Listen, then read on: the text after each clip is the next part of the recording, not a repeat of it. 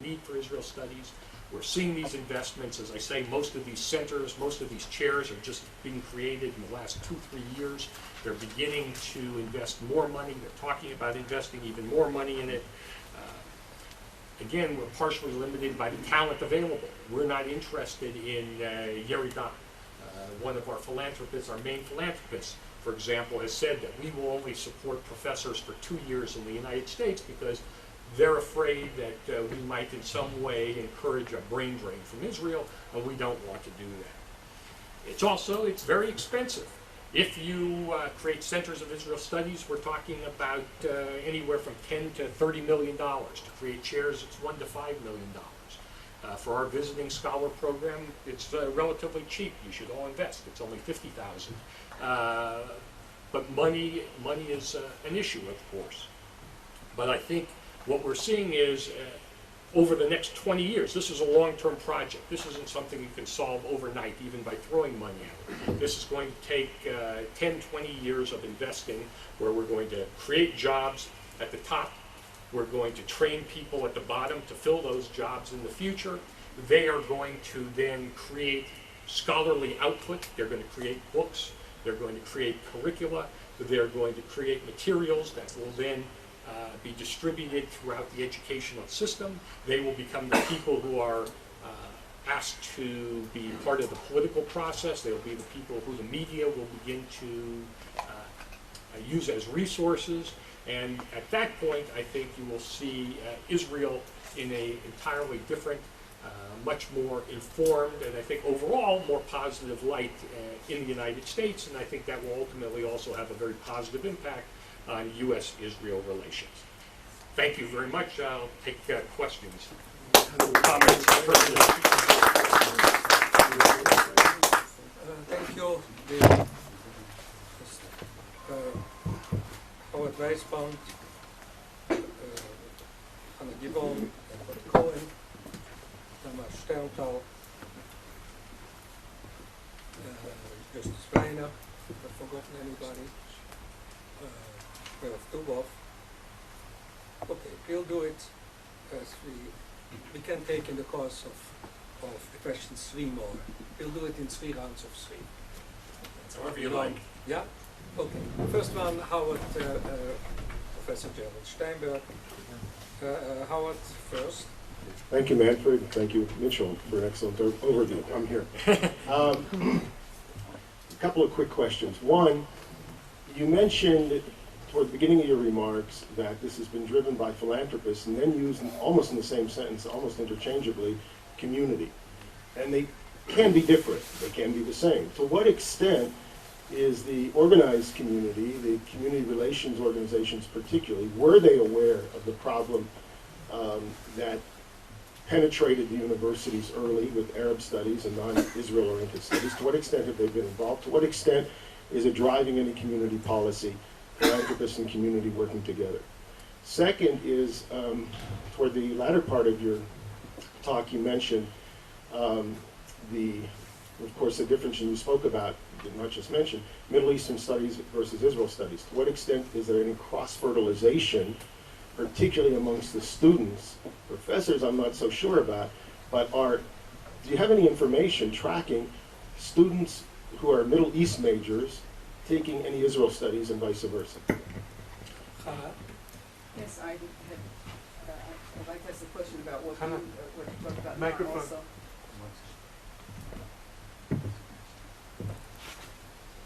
If you care to get into the second one afterwards. I'm from Los Angeles, and I'm familiar with Steven Spiegel, for example, and David Myers at UCLA, and I know their leanings. Now, I think that Steven is a professor of political science, if I'm not mistaken, and does not always present the side that we would like to see. How would there be something set up which could counteract, or if it's under Middle Eastern studies, then under Jewish studies, then he's already quite established there. How does one impact something that's already established in universities?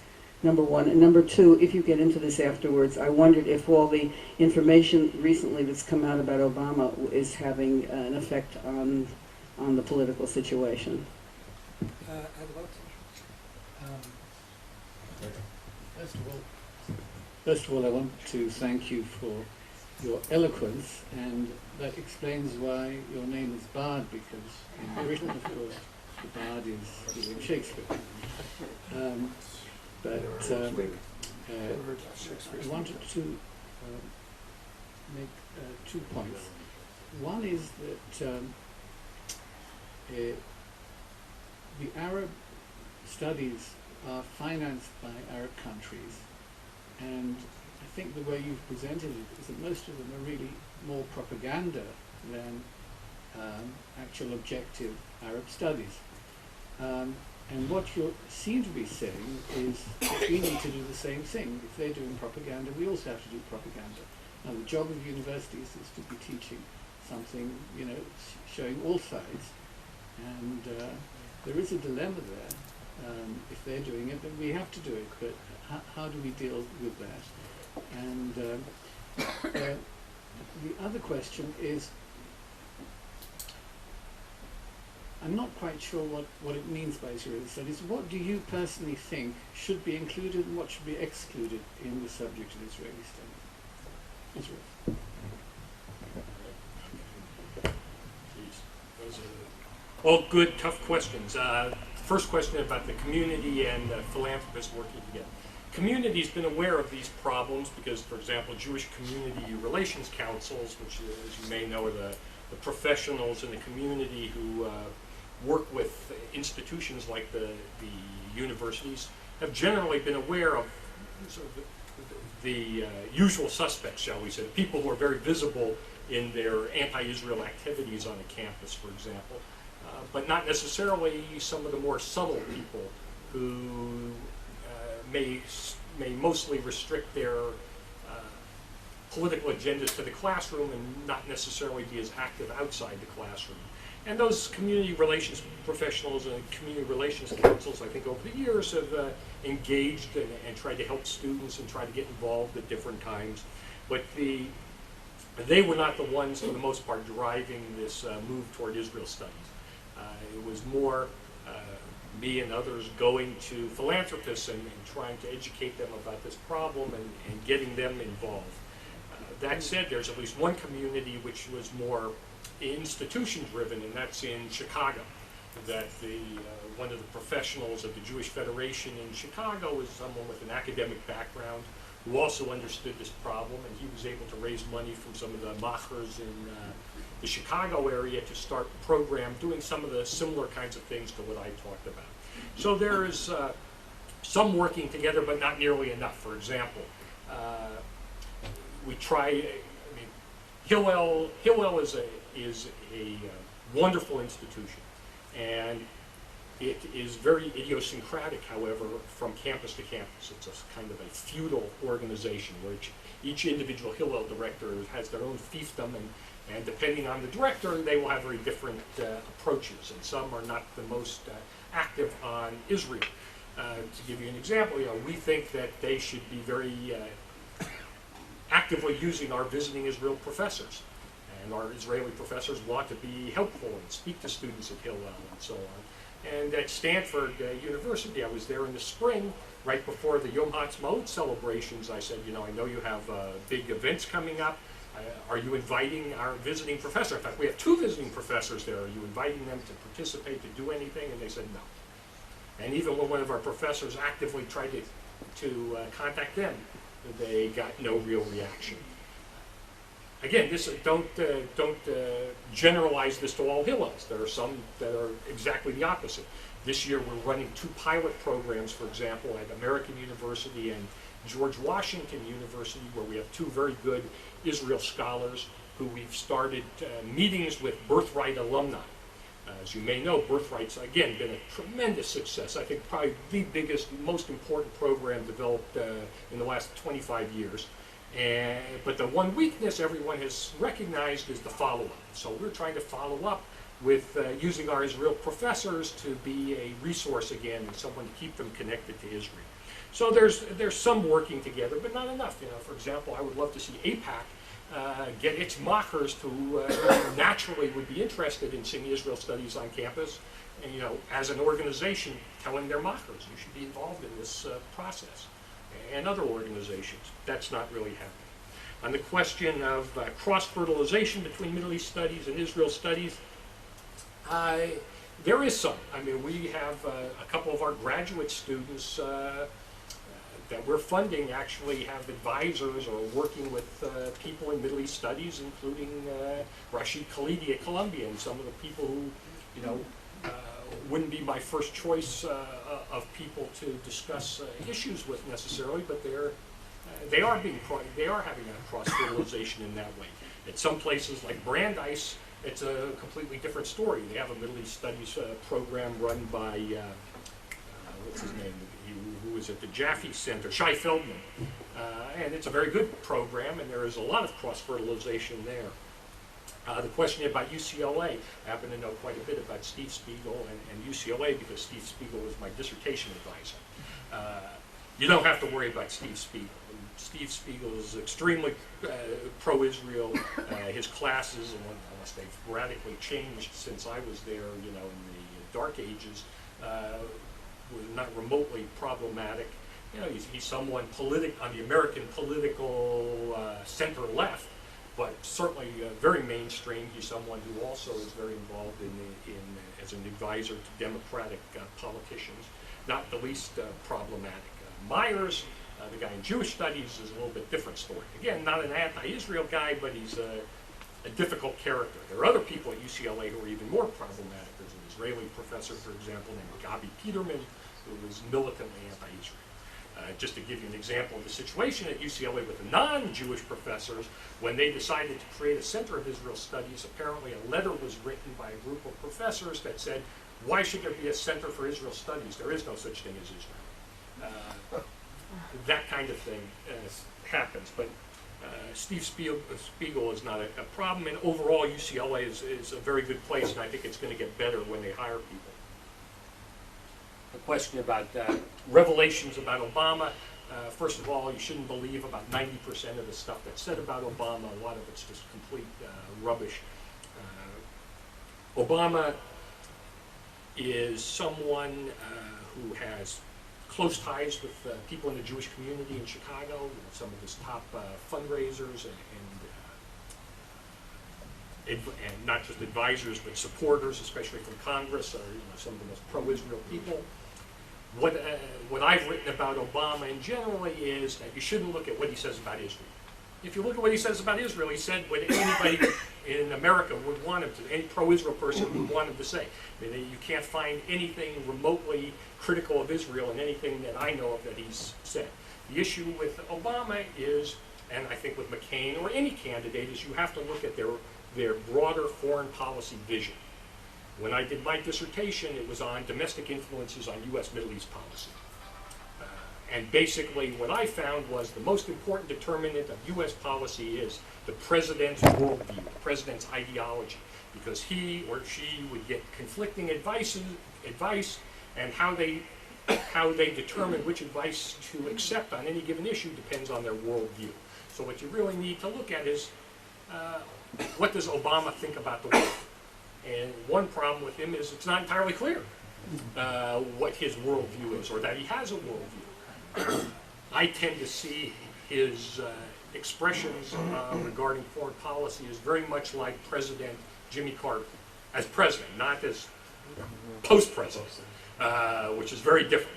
In terms of his talking about wanting to be engaged, talking to people as a first resort, and that he can resolve things that way. But in terms of what he said about Israel, there's certainly nothing to be concerned about.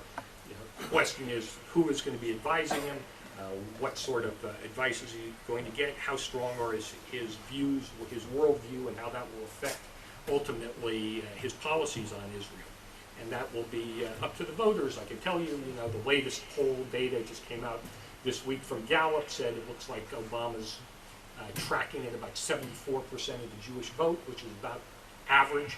It's gone up. I was predicting a couple of months ago that he would probably do much worse than than the average, that he would probably get under 70%. And when it looked like it was going to be a close election, I said that could determine the outcome. Now, at least, if you believe the polls again, it looks like he could be on the road to a landslide like Johnson over Goldwater in '64. But I think this is a very peculiar election. I'm not sure if the polls are going to be accurate, but as of today, indications are he's going to be the president. The question about Arab studies being funded by Arab countries and being propagandistic, and whether we're doing the same thing on the pro-Israel side. I think the Arab studies is very propagandistic typically, not all. I mean, a lot of it is standard study of the Arab world, but it tends to be very jaded, or not jaded, through rose-colored glasses, so that you have one of the most famous fellows, John Esposito, for example, in Georgetown, who got the big contributions from the Saudis, is someone who, right before 9/11 said basically people are trying to invent this threat of radical Islam. That doesn't really exist. This was like days before 9/11, and even since 9/11 has tried to suggest that this is, radical Islam really isn't the problem that some alarmists have made it out to be. And so there's a lot of apologetics there. Now, in terms of the pro-Israel community, there's no question that many of the philanthropists see this as a chance to put Hasbara, do Hasbara on the campus. And what we are very careful about doing is not doing that, because it won't work on a variety of levels. First of all, we have these discussions every year with our visiting professors. We have a conference together, and the issue frequently comes up. And you talk to any Israeli professor, at least not every one I've met so far, and they will tell you the last thing I'm going to do is Hasbara. Don't even think of asking me. I'm a scholar. What I do is research, based on evidence and facts. I don't do Hasbara. I'm not a spokesman for the Israeli government, so on and so forth. And we, from my perspective, that's perfectly legitimate, and it's exactly what we want. What we say in our program is that first and foremost, we want scholars with impeccable credentials, because we can't bring a propagandist to a campus. As soon as, if I go to Stanford University and I say, I've got Professor so-and-so who's known for being outspoken advocate for Israel, they're going to say, this person doesn't pass our muster. They don't have the kind of credentials that we can accept.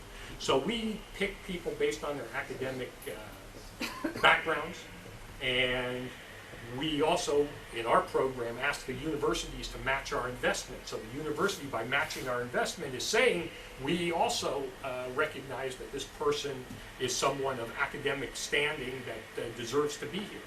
And the proof, I think, again, is in the pudding, the fact that we went from 2 professors to 27, the fact that elite universities like Harvard, Stanford,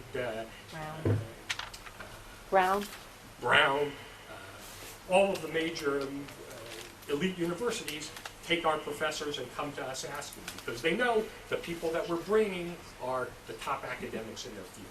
So it's not a problem. And my perspective also, and this has always been my personal approach, is if you present the facts about Israel, I like to say warts and all, on balance, Israel's going to come out looking good. There's no reason to hide Israel's flaws. They're evident to everyone. But if you talk about the context, it's going to, I think Israel comes out okay. So it really hasn't been a problem. The last question was about what is Israel studies? Well, that's what the debate is. I'm not sure I can give you a good answer. As I said, I think Israel studies is the exploration of the nation of modern Israel in all of its perspectives, from economics to geography to politics to history, culture, arts, everything. And each institution will define it to some degree on its own. Thank you. Next round. Thomas Sternstall, Justice Weinen, I I was wondering if you could tell me how your program fits in or works at all, if it does, with the newly founded association by Bernard Lewis and Fuad Ajami. That's the first question. And you addressed very well the danger of philanthropists not being able to control who will be picked for the chair of whichever university they're helping to fund. And particularly the case of Columbia and what happened with Rashid Khalidi on the deciding board. So how much damage can situations like this cause, and can you be sure that the benefit outweighs the harm? Justice? I want to thank you first for your book, Myths and Facts, which probably everybody here has used at one point or another. My question is some of your effort, or should some of your effort be directed at challenging the Islamic and other studies departments on the campuses, or challenging those who they bring in looking for jobs or looking for tenure? Is that equally part of your mission, or is that something that you stay away from? And if so, why? No. Thank you for your words. You ended your talk with an optimistic prognosis of the program. I wonder if you have a set of objective criteria by which you will judge the eventual success.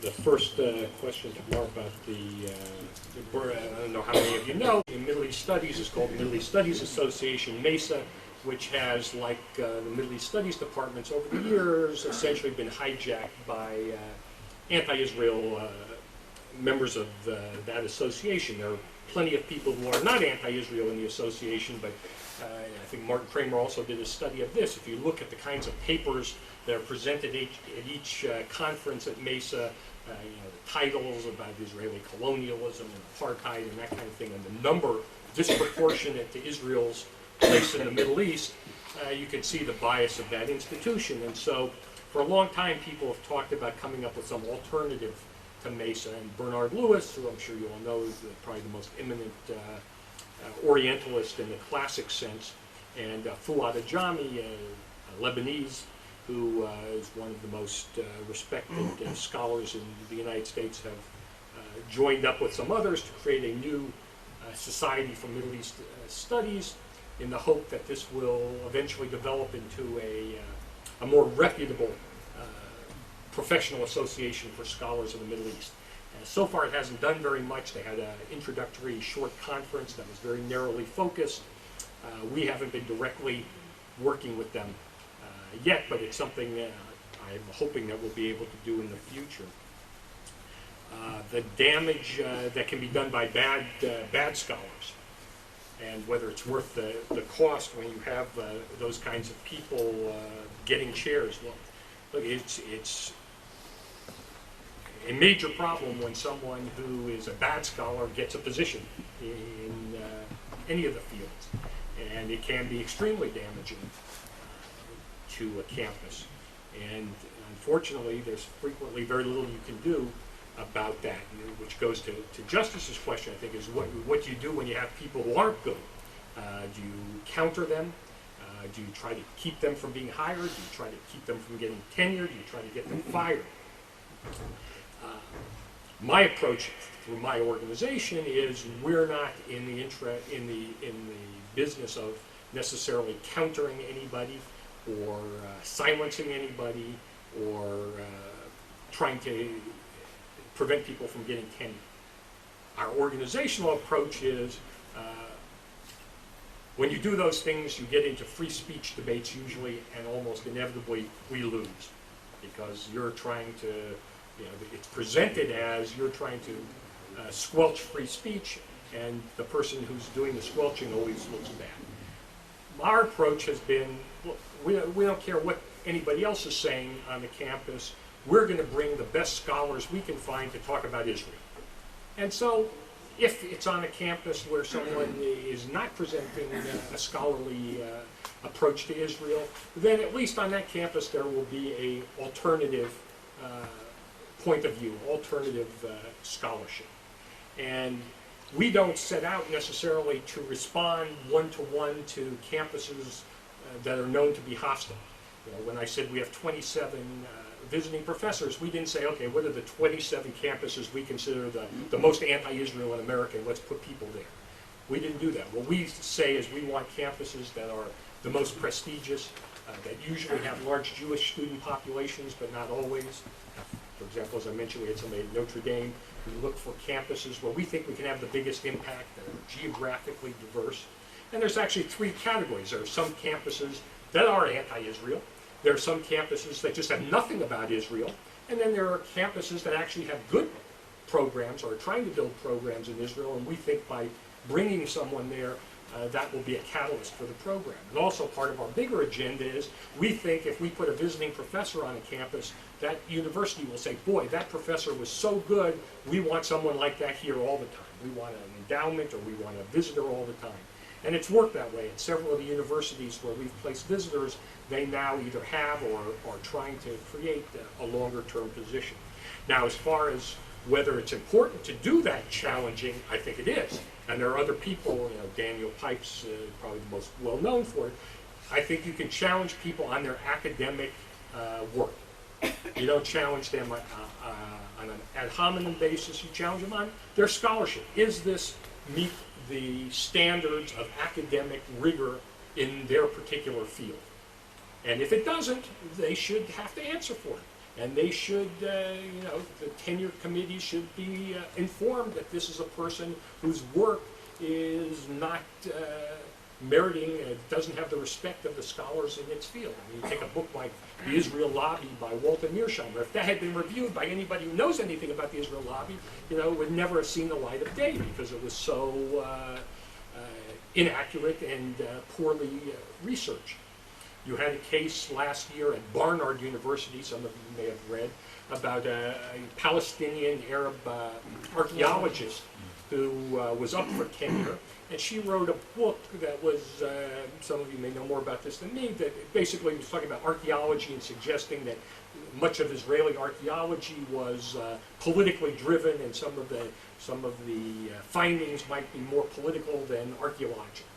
And some people challenged the quality of her work. A lot of them said, even though they didn't like what she said, that on the basis of the standards of archaeology or archaeological research, this was, you know, it met the standard, even though we might not like her conclusions, and should get tenure. In the end, she did, but there were a lot of people who were upset by it. I can tell you that a lot of the Barnard alums said, we'll never give you another nickel. And I think that's really the best,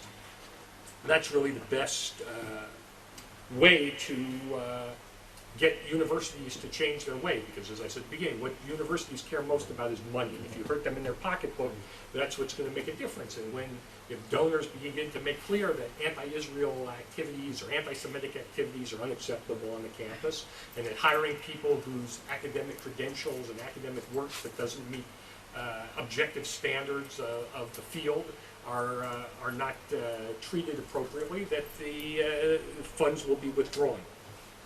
The last question was about how do we judge our success in the future. We have, Brandeis University is actually doing an evaluation of our program. They just did an evaluation of the first 3 years, and there are certain objective measures that you can look at. How many students are in the class, you know, how many courses are taught, you know, the fact that we had 53% of the universities had 0 courses, and we bring 27 professors teaching 4 courses. We're exponentially increasing the amount of courses available. You can look at the number of articles published, you can look at the number of lectures given, quotations in the media, and there are some objective measures, but a lot of it's going to be qualitative as well. You know, the example I gave of Arizona, University of Arizona, with the lectures on the Lebanon War. You know, how do you quantify that as whether it's the program making a difference or not? You know, I would argue this was an example where it did make a difference, but it's not so easy to quantify. So I think it's a variety of things. Is how do we see, you know, how many courses are being taught, what resources are going into the field. what sort of academic, intellectual output is coming out of these centers and from these professors. All of those things, I think, will shape it. And then there'll be a more qualitative, anecdotal component of just seeing how students are reacting and reporting, and also what the universities are reporting. And if you read the reports from the universities about the professors and the difference they made on the campus and the courses they taught and the student evaluations, you also see a tremendous impact that an Israeli professor can make. Thanks.